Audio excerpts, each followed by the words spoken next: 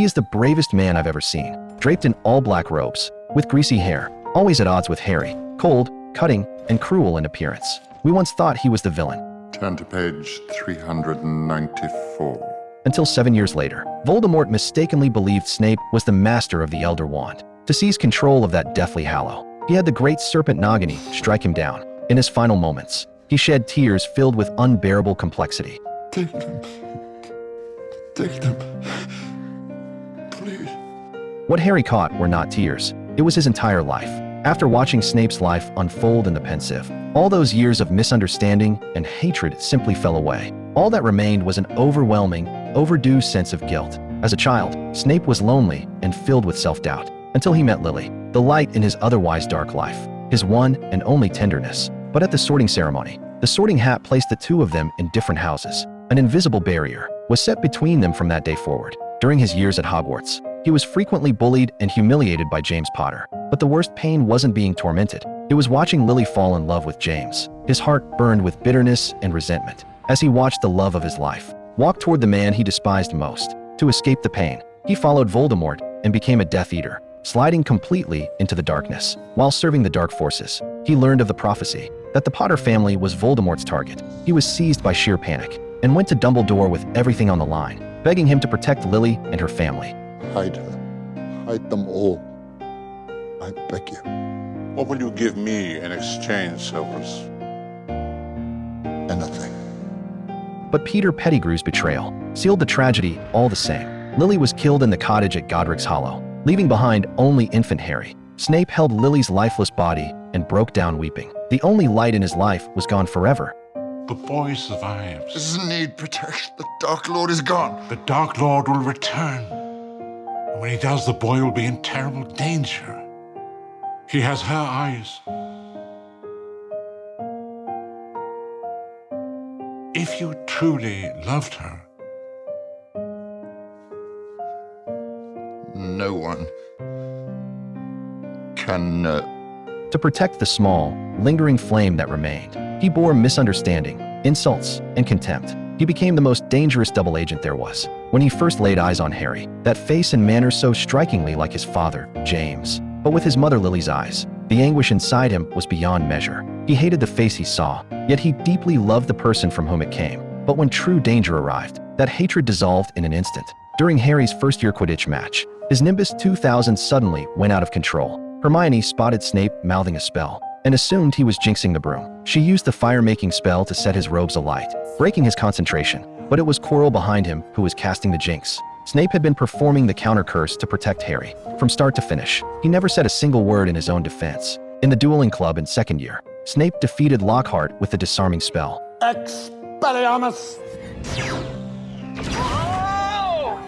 It was the first time Harry witnessed that spell used in a real combat setting, and it went on to become Harry's signature move, the very spell he ultimately used against the killing curse itself to defeat Voldemort. In third year, Remus Lupin came to Hogwarts as a teacher. He was a close friend of Harry's father, and one of the people who had tormented Snape in their youth. Despite his deep resentment toward Lupin, Snape still brewed his potion for him, ensuring that Lupin could keep his mind during the full moon transformation and not harm any students. In the moment, the werewolf completely lost control and lunged at Harry and the others. Snape instinctively spread his arms wide and stepped in front of the three children without a second thought. It was one of the greatest moments of his life. In fourth year, when Harry's name was spit out of the Goblet of Fire, nearly everyone was convinced that underage Harry must have used dark magic to bypass the ancient rules and enter himself in the tournament. They thought him arrogant, vain, and a cheat. His housemates pulled away, and even his closest friend Ronald grew distant. Snape appeared to be the most suspicious of Harry, but deep down, he didn't believe for a second that Harry had cheated. He knew this was Voldemort's doing, a sign of infiltration. Dread and worry were written all over his face. When Harry escaped the maze of the Triwizard Tournament and came back carrying Cedric's body, real, heavy alarm flashed across Snape's face in an instant. In that moment, he knew with absolute certainty the darkness had returned and war was coming. In fifth year, to block Voldemort from prying into and invading Harry's mind, Dumbledore arranged for Snape to teach Harry occlumency. For Snape, it was an excruciating task, because more than anyone, he was terrified of Harry falling under Voldemort's mental control, while at the same time having to keep his own past buried deep, to prevent it from being seen. In his intense, cold, and cutting way of teaching, he inadvertently let Harry, who had always resented him, catch a glimpse of his deepest, most humiliating memories from youth. Snape lost control of his emotions, and the lessons ended in failure. Even so, he never stopped protecting Harry. When Harry was deceived by a vision into believing Sirius Black was being tortured in the Ministry of Magic and turned to Snape for help, Snape appeared to coldly turn away. But in reality, under Umbridge's watchful eye, he was quietly passing a message, alerting the Order of the Phoenix to investigate immediately. It was because of this that when Harry made his way to the Ministry, the Order members were able to get there in time. He offered the most tender protection in the most hurtful way imaginable. In 6th year, with Draco Malfoy's covert assistance, a group of Death Eaters infiltrated Hogwarts and cornered Dumbledore, already cursed and poisoned, atop the Astronomy Tower. Dumbledore had seen this coming long ago. He was already dying from a dark curse with no cure. His time nearly gone. He chose to use his own death to earn Voldemort's deeper trust in Snape. You must be the one to kill me, Severus. It is the only way. After making sure Harry, hidden below, was safe, he stepped in for a paralyzed and helpless Draco, took that burden upon himself, and ended Dumbledore's life with his own hand, the one person who had known everything about him. Please. Avada Kedavra. From that moment on, he was branded a traitor by all. Harry came to see him as his most bitter enemy. When Harry chased after him, screaming, hurling the word coward at his back, the grief and anguish inside Snape were beyond words. Even when struck by one of his own invented spells, he only deflected, never fought back. His only aim was to drive Harry away, to leave him a way out. And then he carried every last bit of the blame alone, and walked into the deepest darkness, carrying out the plan that had long been set in motion.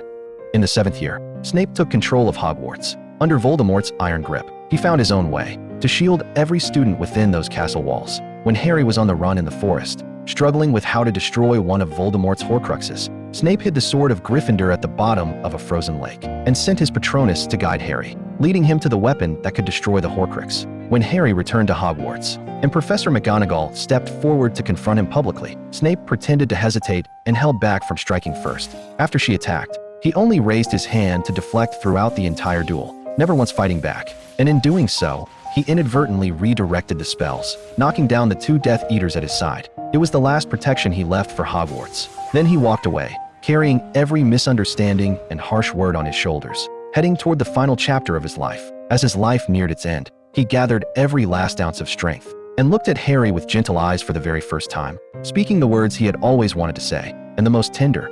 You have your mother's eyes.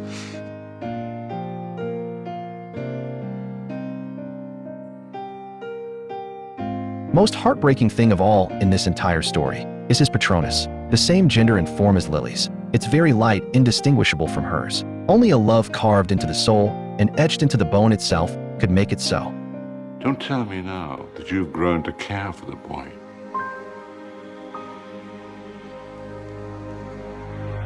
Expect Patronus.